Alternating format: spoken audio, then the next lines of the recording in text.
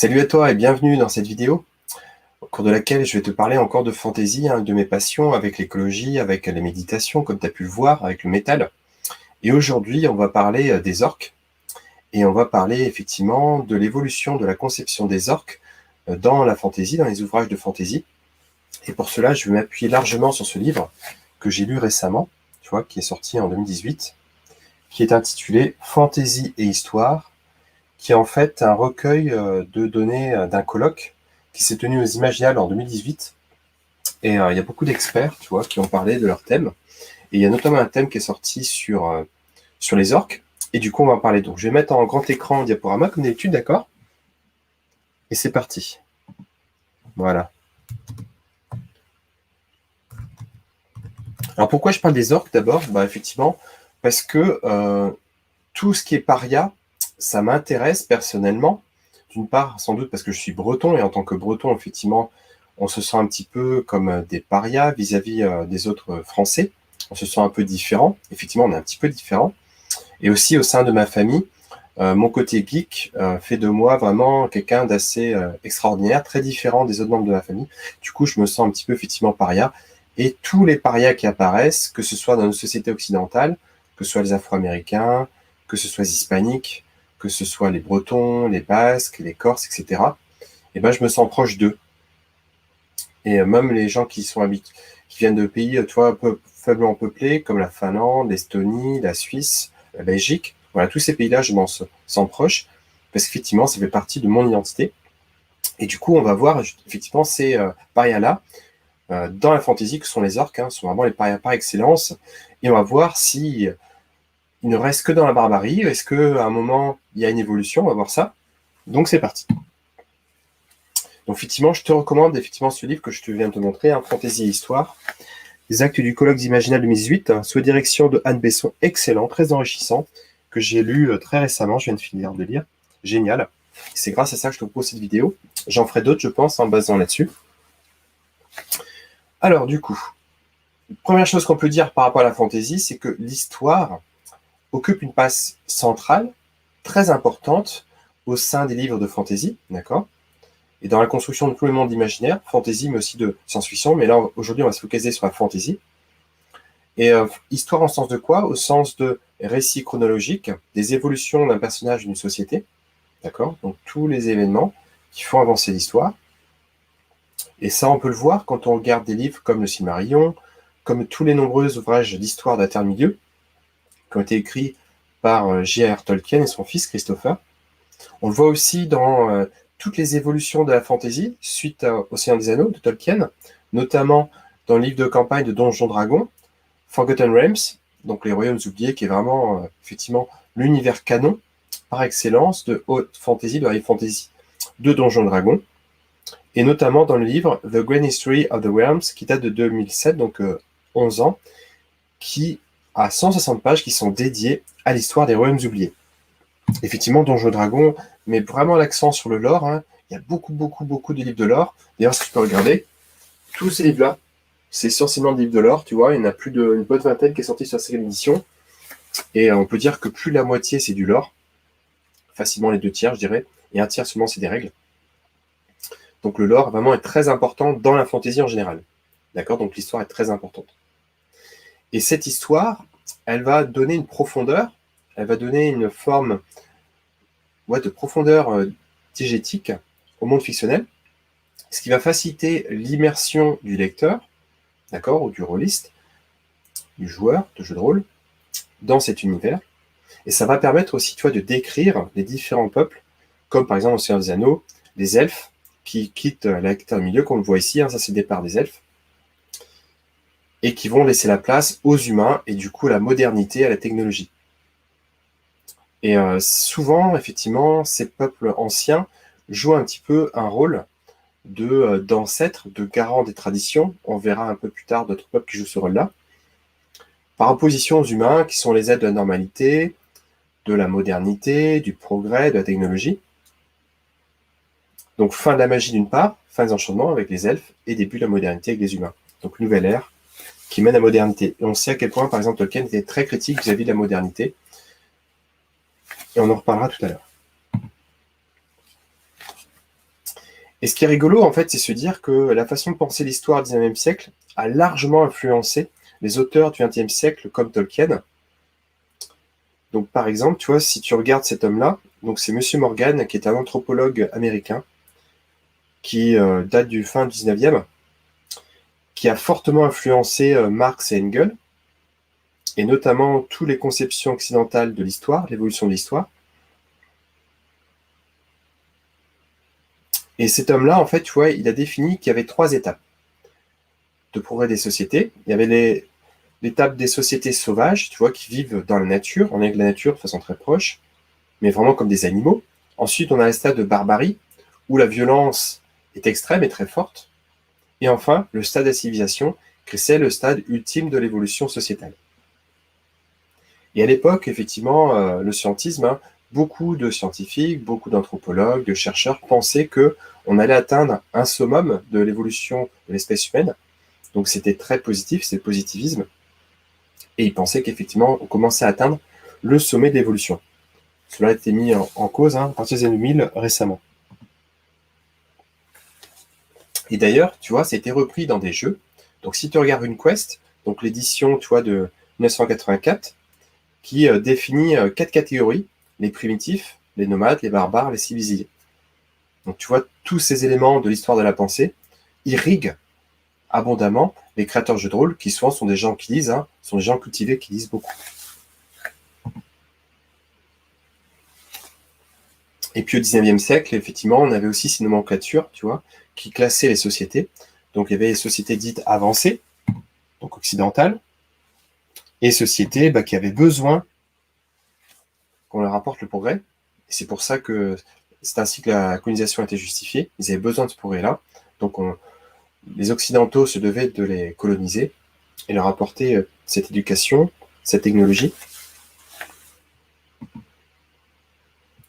Et effectivement, apporter la modernité à ces barbares, ces sauvages, ces peuples premiers. Et on a vu effectivement toutes les conséquences que ça a pu avoir, la traite des Noirs, le partage de l'Afrique entre les différentes nations européennes, essentiellement les Français, les Anglais, les Espagnols, les Portugais. Et du coup, on est arrivé dans cette situation-là où effectivement, les gens venaient comme des apporteurs de progrès, se poser comme nouveaux chefs à des peuples qui existaient sans eux depuis déjà des millénaires et qui s'en portaient pas plus mal.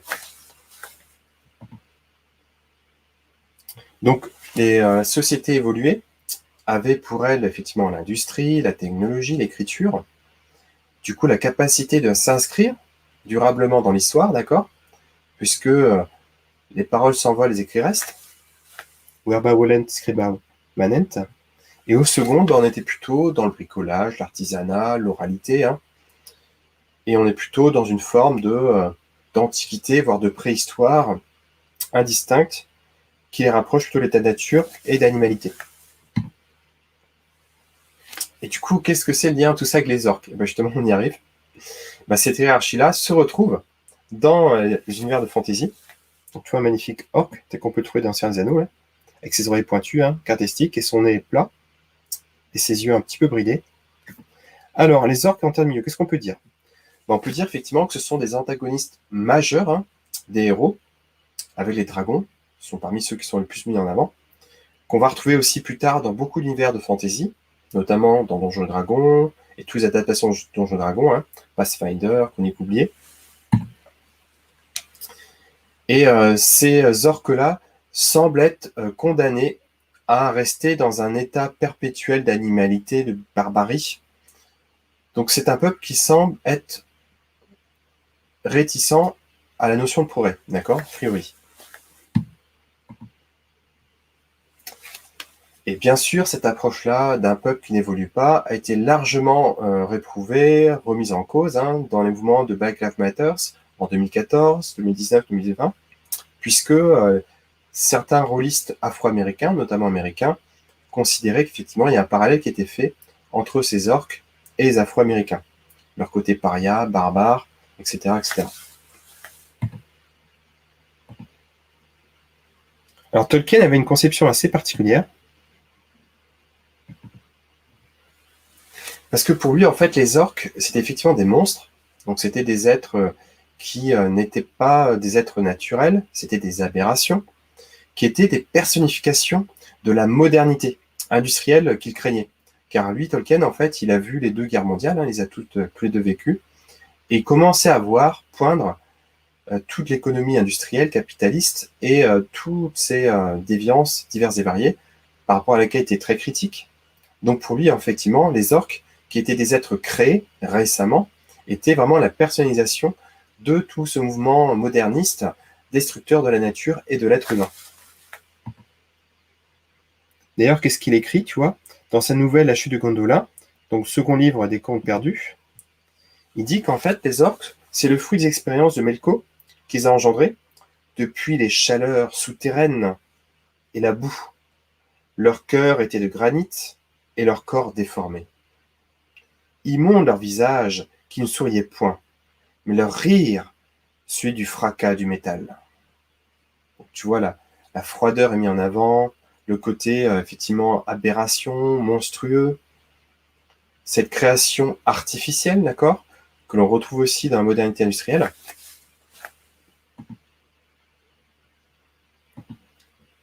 Donc tu sais, hein, comme moi, que Tolkien, comme Jean-Jacques Rousseau, était un fervent défenseur de la nature et de la nécessité pour l'être humain de vivre en phase avec la nature. C'est pour ça qu'il a consacré quasiment toute sa vie à la philologie et puis à la fantaisie. Il ne s'est pas du tout intéressé à la science-fiction à l'époque, comment ça se développait. Donc voilà, les orques pour lui, c'est des monstres de modernité industrielle et aussi de la guerre totale. Et il a écrit notamment, tu vois, le 6 mai 1944, donc un mois avant le débarquement, à son fils Christopher, qui travaillait pour la RAF, la Royal Air Force, donc travaillait dans l'armée de l'air anglaise, car nous essayons de vaincre Sauron avec l'anneau. Et nous réussirons, semble-t-il. Mais le prix à payer est, comme tu le sais, de faire de nouveaux Saurons, et de lentement transformer en orques les hommes et les elfes. Non pas que dans la réalité les choses soient aussi nettes que dans une histoire, et nous avons pris le départ avec de nombreux orques à nos côtés. Et voilà où tu es, un hobbit parmi les Uruk-hai. Donc tu vois, ce qu'il montre là, c'est qu'en fait, transformé par la modernité qui a tendance à déshumaniser l'être humain, ces guerres-là ont accéléré une évolution certaine du monde occidental vers davantage de barbarie moderne et moins de paix plus proche de la nature. Et autre point intéressant, tu vois, c'est que pour J.R. Tolkien, hein, les Hobbits, c'était un petit peu un peuple qui représentait les bons vieux Anglais qui vivent un petit peu de façon traditionnelle, avec leur thé, etc. Donc voilà, son fils est comparé à un Hobbit parmi les Uruk-hai, dont les Uruk-hai, hein, qui sont les orques les plus agressifs, parmi les plus barbares, les plus puissants aussi de la Terre du Milieu.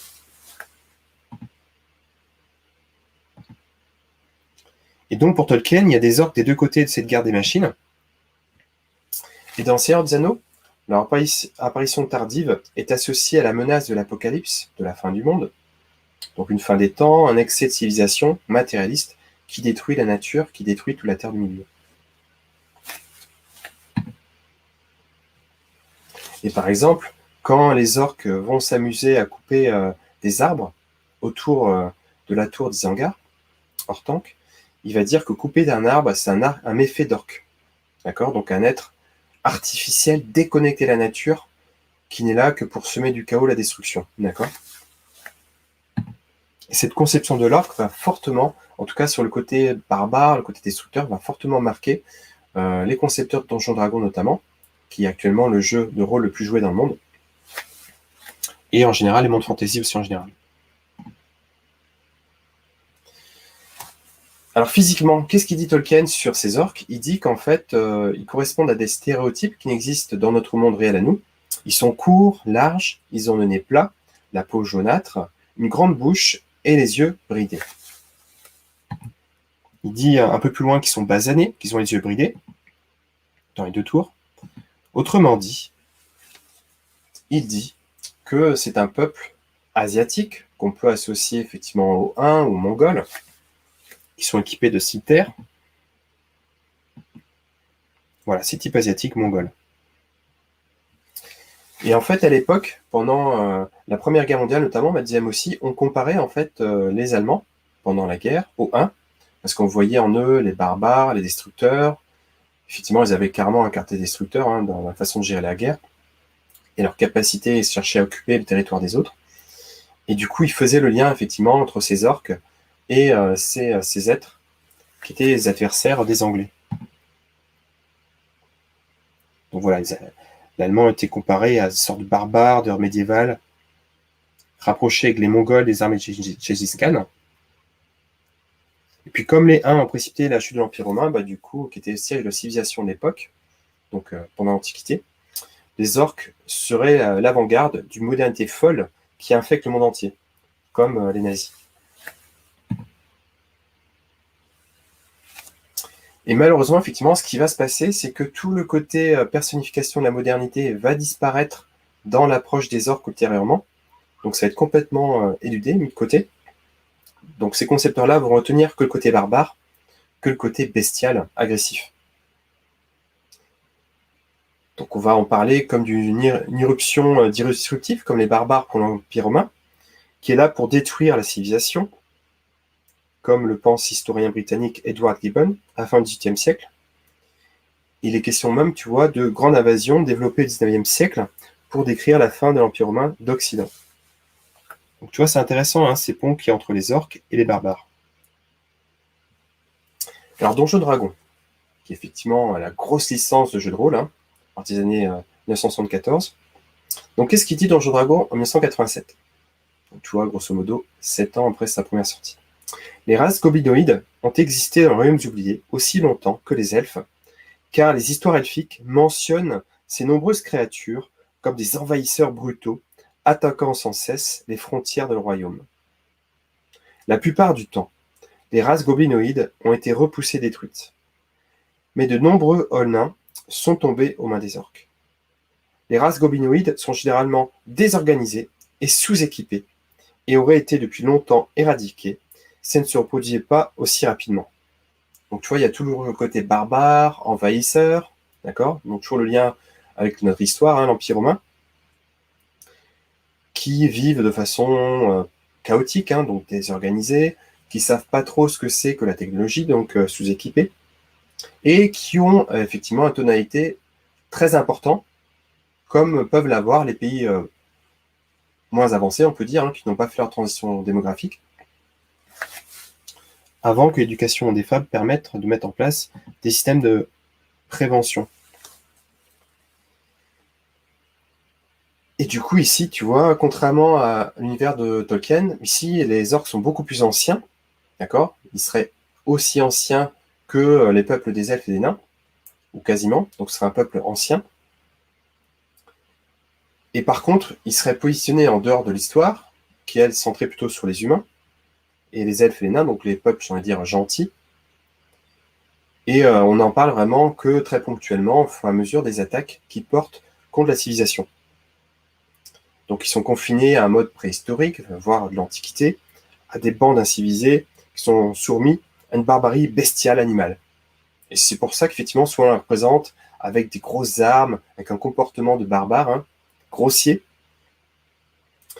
Et on peut effectivement encore faire le parallèle avec les barbares qui sont tapis dans les forêts d'Europe centrale, derrière le Limès, hein, donc la limite de l'Empire romain d'Occident, et qui a propulsé sa chute, hein, comme on sait, au IVe siècle, après JC.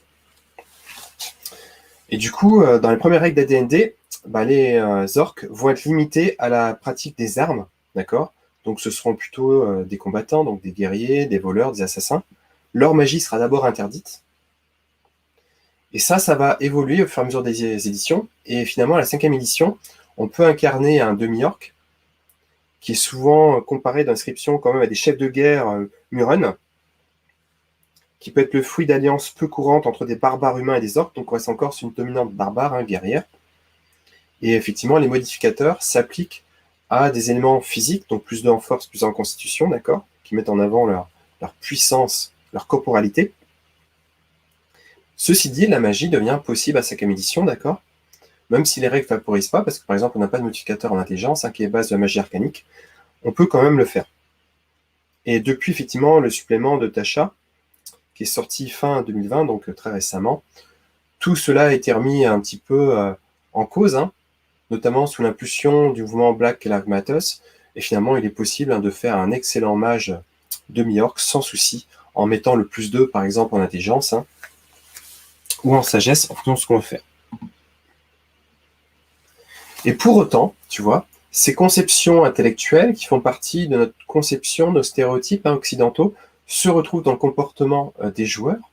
Donc, tu vois, si on regarde par exemple les statistiques de D&D Beyond, que j'aime beaucoup, hein, j'en ai utilisé beaucoup dans mon questionnaire sur D&D, tu regardes la ligne Half-Orc, tu vois, j'ai mis un petit cercle. Tu regardes, et ben les plus forts pourcentages joués sont les guerriers, fighters, et les barbares, d'accord? Donc, ça reste vraiment dans l'inconscient collectif que ce sont d'excellents barbares et guerriers. Par contre, si on regarde magicien, 0,12%, tu vois, il y a 10 fois moins de gens qui en font des magiciens. Donc, malgré nous, on est un petit peu formaté par ces stéréotypes sociétaux. Et les textes de Fortnite Game vont aussi reprendre ces notions-là de Tolkien.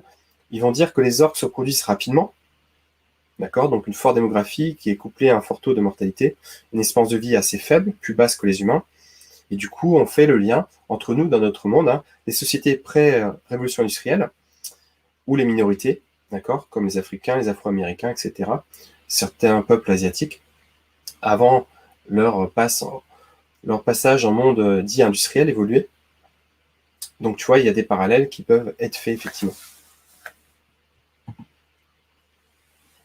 Surtout qu'avant les années 80, malheureusement, la conception des peuples, entre guillemets, moins avancés, était relativement méprisante.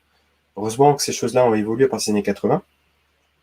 Et on va voir notamment certains jeux qui montrent cette évolution.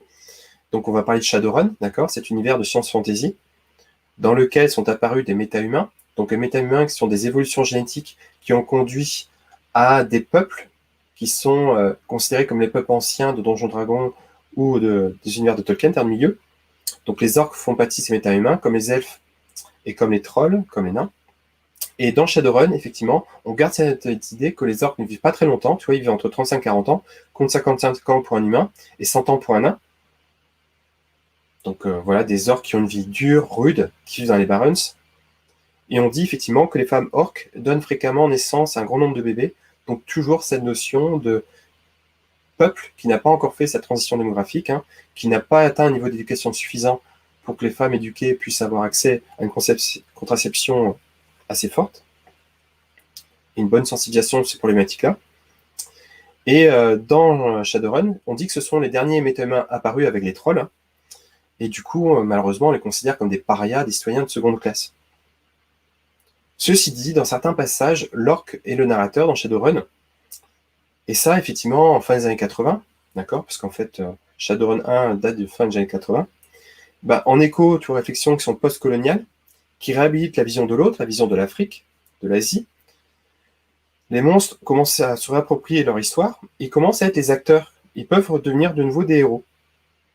Et on commence à voir des œuvres apparaître dont les orques sont les héros, avec l'intention d'en faire des personnages positifs, même s'ils gardent certains de leurs traits un petit peu négatifs.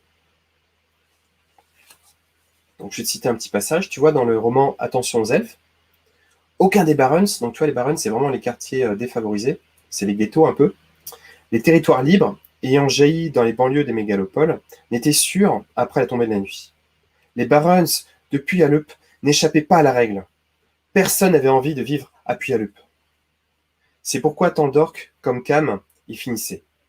Rejetés dans les coins où personne ne voulait mettre les pieds. Rejetés parce qu'ils n'étaient pas assez puissants pour s'y opposer. Parce qu'ils n'avaient pas de poids politique. Autrement dit, c'était des parias, malheureusement.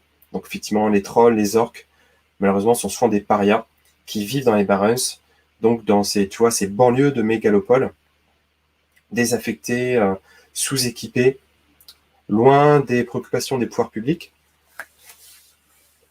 Et effectivement, on peut vraiment faire le parallèle entre Shadowrun, qui est un jeu de rôle américain, et la situation des ghettos afro-américains, qui au début des années 80 était très compliquée, et d'ailleurs l'est toujours de nos jours.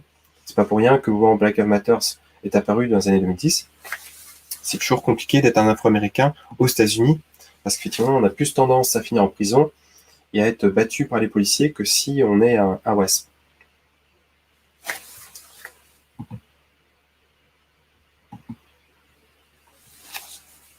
Et donc ici, tu vois, les orques commencent à se réclamer d'une barbarie médiévale qui est choisie pour ses qualités supposées.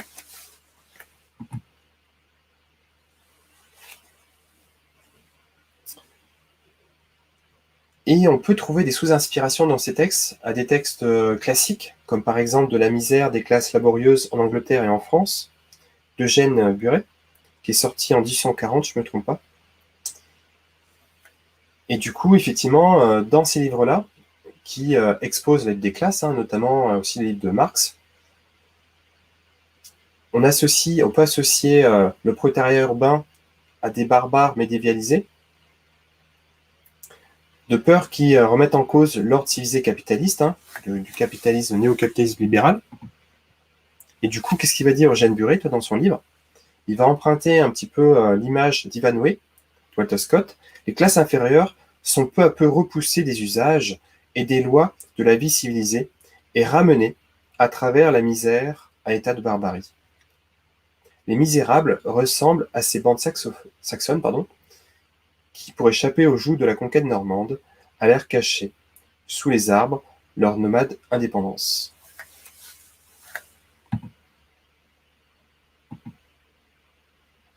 Et du coup, effectivement, dans Shadowrun, les orques, les trolls sont un petit peu ces masses laborieuses, ces prolétaires, ces gens qui survivent comme ils peuvent et qui se regroupent autour de communautés de bikers, par exemple. Tu vois? Donc des orques, des trolls, quelques elfes, des fois quelques humains. Et cela, effectivement, est aussi une image, un peu déformée certes, mais du mouvement des bikers des années 50. Et dans les années 50, tu vois, ces bikers étaient comparés par certains journalistes comme Hunter S. Thompson à Gengis Khan sur un cheval d'acier, donc à ces peuples barbares, asiatiques. Et d'ailleurs, ils portent des noms assez évocateurs, tu vois. Il y a les Pagans américains en 1959, les Invaders en 1965, les Mongols en 1969, les Vikings nomades anglais en 1969. Donc ces groupes-là de personnes qui se considèrent comme des parias, qui sont souvent issus des classes laborieuses. Et ces bikers-là vont se retrouver naturellement, tu vois, dans les Outlaw Motorcycle Gangs, donc tu vois, c'est les OMG de Shadowrun, qui restent des acteurs majeurs du Québec, de la Scandinavie, d'Australie, d'Allemagne, qui sont largement composés d'orques, de trolls et d'humains, et à la marge d'elfes marginalisés. Donc pour l'instant, effectivement, on a une image qui commence à être un peu plus positive dans les années 80, d'accord? On voit des parias, on commence à voir leur humanité, on commence à voir leurs défauts, mais aussi leur volonté de survivre, de s'en sortir. Et ça va continuer à évoluer dans les années 2000, comme on peut le voir, tu vois, dans certains romans, comme le roman du roi orc de Salvatore, qui est vraiment l'auteur numéro 1 des romans sur les royaumes oubliés. C'est lui qui a publié, tu vois, tout le cycle autour de Driss. Tu sais, ce fameux paria elfe noir, qui s'est opposé à l'ordre ambiant des elfes noirs. Du coup, dans son livre en 2008, qu'est-ce qu'il écrit? En fait, il parle d'une monarchie orque stable dont le souverain, Obuld, entreprend de faire la paix avec ses voisins nains et humains et rêve de fonder une cité marchande. Et du coup, Driss Urden, qui est vraiment le héros principal du livre, se demande: assistons-nous à la naissance d'une civilisation? Est-ce que les orques, loin de vouloir notre mort, désirent nous ressembler, partager nos usages, nos espoirs, nos aspirations? Ou bien ce souhait a-t-il toujours été présent dans le cœur de cette race fière et primitive, bien qu'ils ignorent comment le concrétiser? Et si c'est le cas, si les orques peuvent se racheter, dompter leurs instincts, quelle serait alors la meilleure façon d'accompagner un réveil à une culture plus civilisée? Donc tu vois, il y a un début d'éveil dans la perception des orques dans ce roman, qui se retrouve dans d'autres ouvrages de l'époque. Donc ça, c'est assez récent, ça que 13 ans. Où on commence à considérer que les orques sont capables de civiliser, peut-être même qu'ils désiraient civiliser, ils désiraient peut-être évoluer dès le départ, mais qu'il y a peut-être une incompréhension entre les humains et les orques. Et cette façon de voir les choses fait écho à la vision un américaine du monde, post-guerre froide, depuis les années 90, donc la chute du mur de Berlin, sur laquelle, tu vois, tous les humains devaient vivre dans une mondialisation capitaliste dominée par les États-Unis. Tu vois, c'était la fin de l'histoire de Francis Fukuyama. Et effectivement, pour certains chercheurs comme cet homme-là, c'était la fin de l'histoire, c'était la fin du monde tel qu'il devait exister, et on avait atteint vraiment le sommet de la civilisation capitaliste, etc. Bon. Actuellement, on est 20 ans plus tard, et on constate que plus de 20 ans plus tard, même 30 ans plus tard, que, effectivement, c'était une étape. Hein. C'était pas la fin du monde, c'était une étape dans l'évolution du monde. C'était juste la fin des deux blocs, d'accord ? Bloc capitaliste, occidental, et le bloc soviétique. Et depuis les années 90, même on peut dire, ça a commencé les années 70, mais ça s'est accéléré aux années 90-2000, et ça s'accélère encore de nos jours, et on commence à avoir apporter un regard plus positif sur les peuples primitifs, d'accord ? Donc effectivement, c'est vraiment en lien avec le regard que l'on porte sur les orques, hein, comme on l'a vu tout à l'heure dans ce roman-là. Les sociétés extra-occidentales ne sont plus jugées selon ce grille d'analyse de Morgan, c'est-à-dire leur stade d'évolution. On commence à redécouvrir certaines de leurs qualités, et pour certaines, leur capacité à vivre en harmonie, en osmose avec l'environnement, et du fait effectivement de la crise écologique. Hein, on parle du changement climatique, mais on parle aussi de la réduction de la biodiversité, et de façon générale, effectivement, tout ce qui est réduction des ressources naturelles sur notre planète.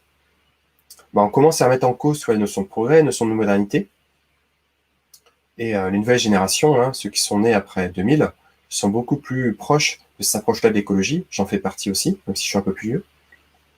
Du coup, dans ces cas-là, tu vois, les peuples premiers redeviennent valorisés. D'ailleurs, effectivement, il y a un renouveau actuel, tu vois, de la Vika. Donc, tu vois, cette magie, cette forme de spiritualité, de magie qui est connectée à la nature, notamment auprès des femmes, hein, dans le monde occidental, aux États-Unis, mais aussi en Europe, notamment en France. Et aussi le retour du druidisme, hein, qui commence à réapparaître dans ma Bretagne natale, mais aussi ailleurs.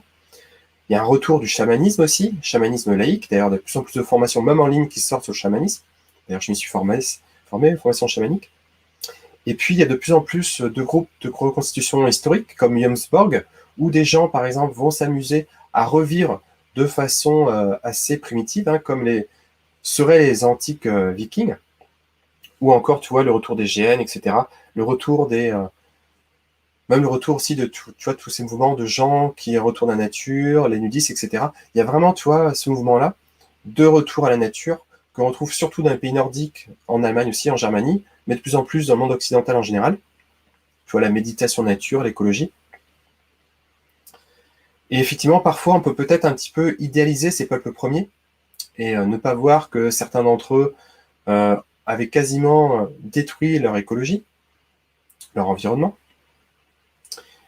Et effectivement, le retour de la fantaisie, tu vois, depuis les années 90, années 2000, est aussi un petit peu le miroir de cette recherche spirituelle de reconnexion à l'écologie, à la nature, dans un monde dans lequel, effectivement, il ne reste plus beaucoup de nature, hein, autour des grandes villes qui se développent, et puis une nature qui est beaucoup plus fractionnée, beaucoup plus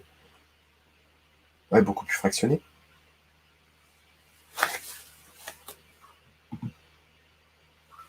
Donc on commence à voir apparaître des livres, effectivement, comme message des peuples premiers aux peuples mutants, comme tu vois ici.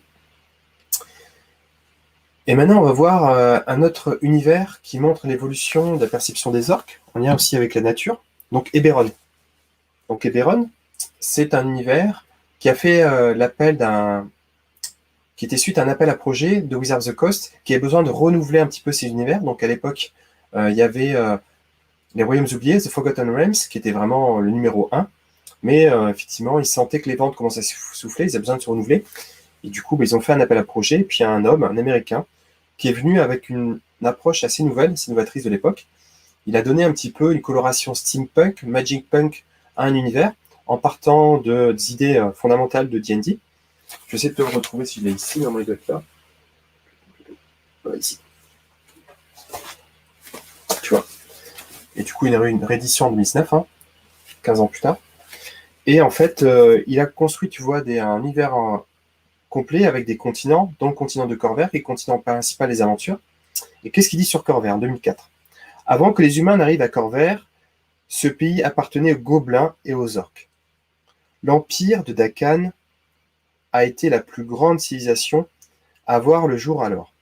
Cette fière société militariste perdura plusieurs milliers d'années. L'invasion d'Elkir brisa l'empire d'Aakani, et lorsque les humains arrivèrent, il ne restait de lui qu'une coquille vide. Donc, pour information, hein, les Delkir, en fait, c'est un peuple qui vient d'un autre plan, le plan de la folie, qui est un peuple vraiment chaotique, mauvais, qui ne pense qu'à détruire et à semer vraiment le chaos, la destruction partout où il passe. Et tu vois, 2 ans plus tard, dans un livre qui est vraiment 100% dédié au lore, d'accord, aux traditions du jeu, connaissances autour du jeu, l'univers, Face of Eberron, les gardiens de la porte représentent la plus vieille tradition druidique de Corvair. Ils restent fidèles à leur devoir de surveiller les horreurs du dragon infernal. La plupart des druides, dans les confins d'Eldin, sont des orques. Les orques des rivages occidentaux de Corvair ont toujours été proches de la nature. C'est pourquoi le dragon, j'arrive jamais à le prononcer celui-là, Iriarak les a choisis pour leur enseigner la magie druidique. Les orques rejoignent souvent les gardiens de la porte pour des raisons de fierté raciale. Ils craignent aussi que les jeunes nations mènent le monde vers la catastrophe finale. Et dans ce livre-là, que je t'ai relu hier, ils disent que les orques ont appris les secrets de la magie druidique du dragon Varak, devenant ainsi les gardiens des portes. Avec l'invasion des Daekir aliens de Xorath, les gardiens mirent en application les enseignements du dragon, créant ainsi des sceaux magiques qui lièrent les Daekir dans les profondeurs de Kyber, et protégèrent Eberron contre d'autres invasions du plan de la folie. Donc ici, effectivement, on voit effectivement une évolution du regard porté sur les orques, sur l'altérité, qu'on trouve aussi dans le roman de Salvatore. Là, on commence même à donner vraiment une approche positive des orques qui, là, sont vus comme des protecteurs, d'accord, sont des druides, donc des hommes de sagesse, des protecteurs, qui ont créé des sceaux, donc qui ont protégé ce continent, qui ont protégé cet univers-là contre l'invasion de peuples extraterrestres, aliens. Donc c'est assez intéressant. Alors bien sûr, tu peux aussi incarner dans Eberron d'autres sous-peuples orques qui sont barbares, destructeurs, d'accord. Mais voilà, le fait que déjà, ils montrent que ce sont des orques qui protègent les humains, les nains, etc., c'est un retournement de situation juste incroyable. D'ailleurs, dans cet univers-là, il y a beaucoup de retournements de situation. Ça, je te recommande de découvrir. J'ai un grand plaisir à le faire jouer à chaque fois. Donc tu vois à quoi peuvent ressembler, par exemple, les druides orques. Ils peuvent ressembler à ça. Donc tu vois, ils sont assez proches de nos druides à nous. Sauf qu'ils ont la peau un peu plus verte, et puis les oreilles un peu pointues, mais sinon ils ressemblent vraiment à nos druides bretons, par exemple. Et ces orques-là, effectivement, c'est vraiment une métaphore, c'est une forme de personnalisation des Celtes vaincus par le christianisme, préfigurateur de modernité destructrice, ou alors les Amérindiens qui ont été défaits par les colons anglais, d'accord, et dominés par cette modernité. Ainsi, grâce à l'invention de la tradition, la densité historique qui va créer une communauté imaginée forte va te permettre de mieux intégrer cet univers et de mieux comprendre les différentes nuances de gris dans cet univers. Parce qu'effectivement, les humains ne sont pas tout blancs, les elfes non plus, les nains non plus, et les orques ne sont pas tout noirs non plus. Si on est dans une approche manichéiste. Et cette communauté vit en Hall, comme les orques de Shadowrun, ce qui va magnifier le collectivisme idéalisé des peuples germaniques et scandinaves antiques et médiévaux, en l'opposant à l'individualisme de sociétés modernes, dans les droites lignées de Montesquieu et de William Morris. Donc ainsi, tu vois, initialement de simples barbares, les orques commencent à évoluer vers des peuples que l'on peut considérer comme les égaux de l'humain dans ces mondes-là, et qui peut même protéger ces types de projets, d'évoluer, de construire des royaumes et d'échanger, de marchander, etc. Donc c'est intéressant de voir cette évolution comme une ouverture de conscience du monde occidental sur les autres peuples premiers depuis une trentaine d'années. Eh bien, en conclusion, on constate que l'évolution de la conception de l'orque a été en parallèle avec l'évolution de la place de l'autre, de l'altérité, du paria, du pas comme nous, d'accord, donc classiquement de l'asiatique, de l'afro-américain pour l'occidental classique. Souvent, ils sont soit apparus trop tôt ou trop tard, d'accord, c'est ça, donc ils ne sont jamais apparus au bon moment par rapport à l'histoire des humains. D'abord considérés comme monstres, Ils sont devenus des protagonistes à part entière, des héros, d'accord, dans Shadowrun, comme on l'a vu aussi dans Salvatore, dans Les Royaumes oubliés, et dans aussi Eberron. Donc petit à petit, ces parias-là ont commencé à faire partie de cette palette, de ces 1000 facettes des peuples anthropomorphiques, hein, humanoïdes, et il commence à trouver sa place entière dans ce multivers-là. Donc soit barbarie ou primitive des orques, de destructrices, elles semblent porteuses de valeurs plus positives et constituent un contrepoint assez intéressant au discours progressiste qui voudrait que la modernité industrielle serait l'aboutissement ultime de l'évolution des sociétés. Donc voici pour cette présentation sur les orques. J'espère que voilà, ça t'a apporté un réfléchissement de connaissances, que ça t'a apporté des petits éléments nouveaux qui va te permettre, toi, d'intégrer des orques, des demi-orques, toi en tant que MJ ou en tant que joueur. Hein. Du coup, n'hésite pas à incarner ces personnages, c'est très intéressant, c'est pas évident.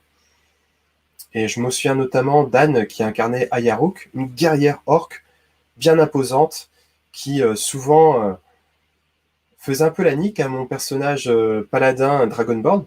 Souvent, on se regarde en chien de faïence dans le groupe hein, quand on joue avec Gulbo. Donc effectivement, c'est des personnages très intéressants, très riches, et souvent qui plaisent aux gens qui aiment bien les cultures afro-américaines, tribales, etc. Donc je te remercie d'être jusque-là. C'est une longue vidéo, hein, mais je pense que ça t'a apporté beaucoup de choses. Je te dis à très bientôt, et je te fais de gros bisous. Gros bisous, bientôt.